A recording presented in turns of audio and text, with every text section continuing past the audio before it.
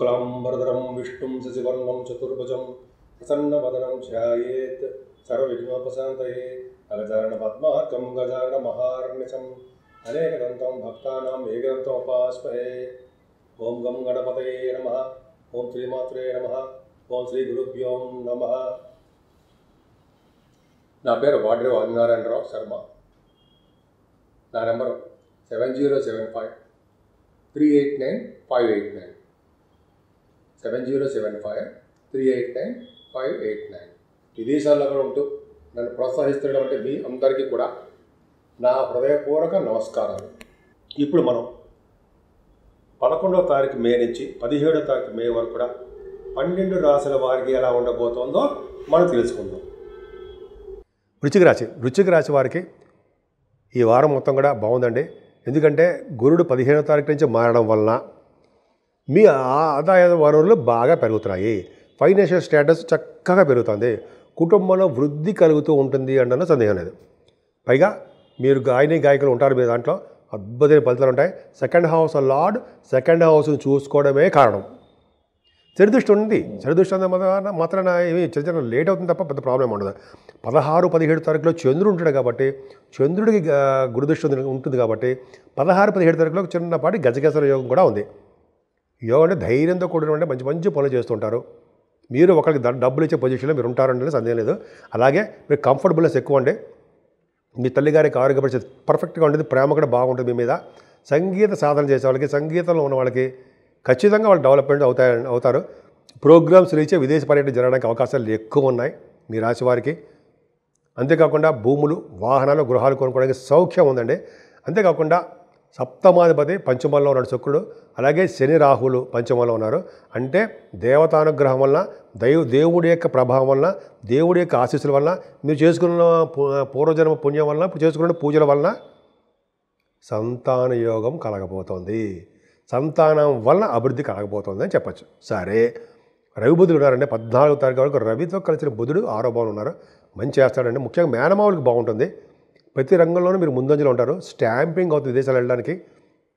శత్రు భయము, రుణ భయాలు అవి లేకుండా ప్రశాంతంగా వింటారు. కానీ ఇక్కడ ఏమవుతుందంటే 15వ తారీఖు నుంచి రవి సప్తమంలోకి వెళ్తున్నాడు. అంటే ఏంటి? రవి సప్తమంలోకి వెళ్ళాడంటే వివాహాల మీద ఇంట్రెస్ట్ చూపించరు మీరు.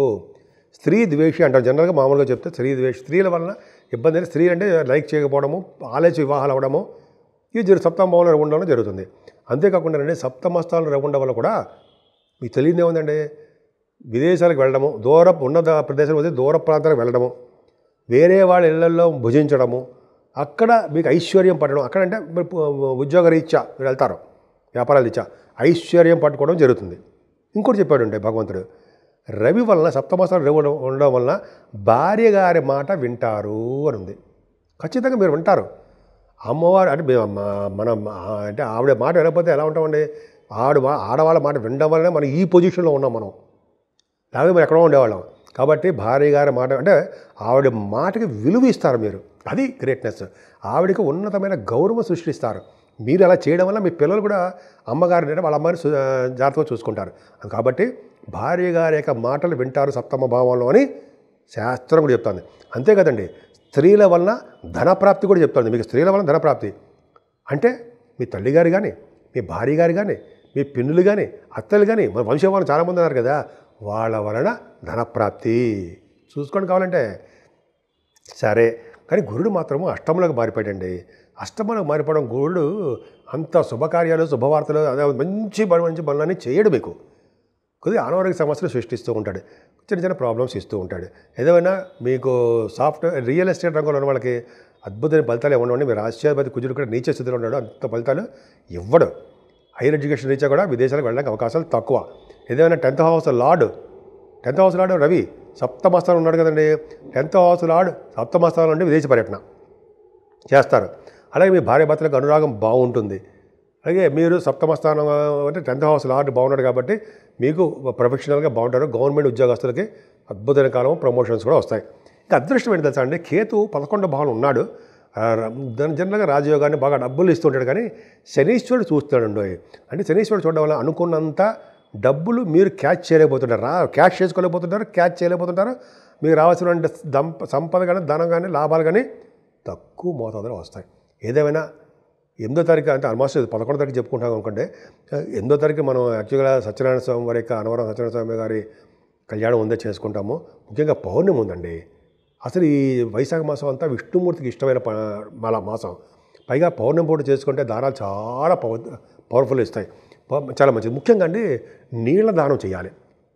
చిన్న కుండలో ఉదక దానం అంటారు సార్, చిన్న కుండలో నీళ్లు పోసి సద్బ్రాహ్మణుడికి కానీ వేద పండితులు కానీ దానం ఇవ్వడం వల్ల దానివల్ల వచ్చే ఫలితం అంతా ఇంత కాదు, విష్ణు లోకానికి వెళ్తానని మన గురుగారు చెప్పారు. అంతేకాకుండా విసిరి గారి గురించి చెప్దాం. జలదానం ఇవ్వడము, మంచినీళ్ళు దానం ఇవ్వడము, మంచినీళ్ళు చల్లదానం, చల్లటి మంచినీళ్ళు అనమాట, చల్లటి మజ్జిగ దానం ఇవ్వడము, చలివేంద్రాలు పెట్టడము. చలివేంద్రాలు అంటే మీకు తెలుసు కదండి, ఎక్కడికక్కడ ఏ ప్రాంతం అంటే ఆ ప్రాంతంలో మంచినీటి సౌకర్యం కలిగించడం ప్రజలకి. ఒక మాట చెప్పాలంటే దాని వలన దాని యొక్క ఫలితం ఇంత అంతా కాదని చెప్పి శాస్త్రాలు చెప్తున్నాయండి బాబోయ్. ఒకసారి ఎపిసోడ్ చేసుకుందాం అంటే షూట్ చేద్దాము, ఒకటే చేస్తాను దాని గురించి ఫలితాలు ఏముంటాయనేది. అద్భుతం ఫలితాలు ఉంటాయండి. అంతేకాకుండా ఈ మాసంలో కూడా మంచి బ్రాహ్మడికి ముఖ్యంగా చెప్పులు, విసిరికర్ర, బట్టలు దానం ఇవ్వాల్సమా. చెప్పులు, విసిరికర్ర, బట్టలు దానం ఇవ్వడము, గొడుగుతో సహా దానం ఇవ్వడం చేయాలి. బట్టలు ఎందుకంటే మన తర్వాత చెప్తారు ఈ విషయాలన్నీ, మన ఆత్మకి ఎలా ఉంటుందనేది చెప్పుకున్న తర్వాత చెప్పుకుందాం. ఏదేమైనా మీకు చాలా బాగా సౌకర్యం ఉంటుందండి దానాలు ఇవ్వడం వల్ల. అలాగే అన్నదానము, వీలుంటే వస్త్రదానాలు కూడా చేయండి, మంచి శుభఫలితాలు పొందుతారు. మీనరాశి నుంచి మేషరాశి వరకు కూడా చెప్పదగ్గ పరిష్కారాలు, సూచనలు, రెమెడీస్ అంటాం కదండి. మనం ఏంటి అంటాం, అడుగుతాం కదా జనరల్గా ఏం చేస్తే బాగుంటుంది. ఈ వారం రోజులు కూడా రండి 12 రాశుల వరకు అండి, మీనరాశి నుంచి మేషరాశి వరకు అనుకున్నాం కదా. ఇది ఫలితాలు ఏంటంటే ముఖ్యంగా కాలసర్ప దోషంలో అన్ని గ్రహాలు ఉన్నాయండి. రాహువుకి కేతువుకి మధ్యలో సవ్యకాల సర్పదోషాలు ఉన్నాయి. అంటే ఇంక్లూడింగ్ కుజుడు కూడా సర్పదోషం, నీచలో ఉన్నాడు కాబట్టి సర్పదోషమే. అంటే రాహు, కేతువు, కుజుడు ఈ ముగ్గురు కూడా సర్పదోషాలకు సంబంధించినటువంటి వ్యవహారం ఉంది. చేతనైతే మీకు అవకాశాలు ఉంటే మీరు కుజుడు యొక్క నాగప్రతిష్ఠ చేయించుకున్న మోపిదేవిలో చాలా అద్భుతమైన ఫలితాలు ఉంటాయి. మనం చేయలేము.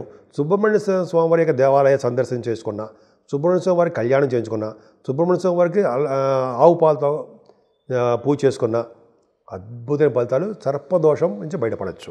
అంతేకాకుండా రాహుకేతుల మధ్యలో దోషాలు ఉన్నాయి.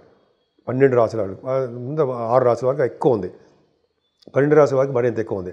కాబట్టి శ్రీకాళహస్తిలో సర్పదోషం గురించి సర్పసూక్తంగా ఏదో అంటారు కదా, మంజ సూక్తం అన్నట్టు కదా, మనం సర్పదోషానికి కొన్ని దోషాలు ఉంటాయి. అది ముఖ్యంగా కాళహస్తిలో మనం సర్పదోషం గురించి పూజలు చేసుకున్నా, మనం అక్కడికి వెళ్ళలేకపోయినా ఆన్లైన్లో పూజ చేయించుకున్నా, లేదా మన దగ్గర ఉన్న దేవాలయాల్లో రావుకేతులు పూజ చేయించుకున్నా, లేదా అమ్మవారికి అభిషేకాలు చేయించుకున్నా, కుంకుమ పూజ చేయించుకున్నా, లేదా చండీ హోమాలు లాంటి మంచి మంచి పౌర్ణమి పూట చేస్తారంటే చండీ హోమం అది చేయించుకున్నా 12వ తారీఖుని రావుకేతుల వల్ల వచ్చే దోషాలు సంపూర్ణంగా పరిహారం అవుతాయి. అంతేకాదండి, ఈ వైశాఖ మాసం ఎంతో పవిత్రమైన మాసం, విష్ణుమూర్తికి అత్యంత ఇష్టమైన మాసం. ఈ మాసంలోనే శుభకార్యాలు బ్రహ్మాండంగా చేస్తుంటారు, పెళ్ళిళ్ళు అవి. సో ఈ మాసంలోనే దానాలకి పెట్టిన పేరు, ఏ దానం చిన్న దానం చేసినా విశేషమైన ఫలితాలు, అనేక రెట్లు ఫలితాలు ఇస్తాయి. ముఖ్యంగా మంచినీరు దానం ఇవ్వడం, ఉదక దానం అంటే చిన్న కుండలో బ్రాహ్మణుడికి నిండా నీళ్లు పోసి, కుండలో నీళ్లు పోసి సద్బ్రాహ్మణుడికి కానీ వేదశాస్త్ర పండితులకు కానీ దక్షిణతో పాటు దానం ఇవ్వాలండి. దానం వల్ల వచ్చే ఫలితాలు అంతా ఇంతనా రెట్టింపు ఫలితాలు ఉంటాయి. అంతేకాదు ముఖ్యంగా మంచినీళ్ళు దానం ఇవ్వడం, చల్లటి మంచినీళ్ళు, మజ్జిగ దానం ఇవ్వడం ఒకటి అద్భుతమైన ఫలితాలు ఉంటాయండి. అంతేకాకుండా చెప్పులు, విసిరికర్రలు, అలాగే వస్త్రాలు దానం ఇవ్వడము, గొడుగు, చెప్పులు, గొడుగు, అలాగే విసిరికర్రలు, ఈ 3 చాలా మర్చిపోతుంటాను నేను. ఆ దానం చాలా పవర్ ఉంటుందండి. అదొకటి మనం సపరేట్ ఎపిసోడ్ కూడా చేసుకుందాం. అంతేకాకుండా అన్నదానము, వస్త్రదానము అండి. వస్త్రాలు బ్రాహ్మణుడు కట్టుకునే వస్త్రాలు ఇవ్వండి, అంత అస్త్రాల్లా పనిచేస్తాయి మీకు. అంత అద్భుతమైన ఫలితాలు ఉన్నాయండి. సో ఈ విధంగా 12 రాశి వాళ్ళు చేతనైనంతగా మీరు పూజలు చేసుకోండి. చేతనైనంతగా ఎదురు వాళ్ళ సహాయం చేస్తూ మంచినీళ్ళు ఉదకదానం చేసుకుంటూ, అలాగే చలివేంద్రాలు బాగా పెట్టి దాహాన్ని తీర్చే వ్యక్తులుగా మీరు తయారవ్వండి. మీ భవిష్యత్తు ఎలా తీర్చిదిద్దుతాడో భగవంతుడు మీరే చూస్తారు.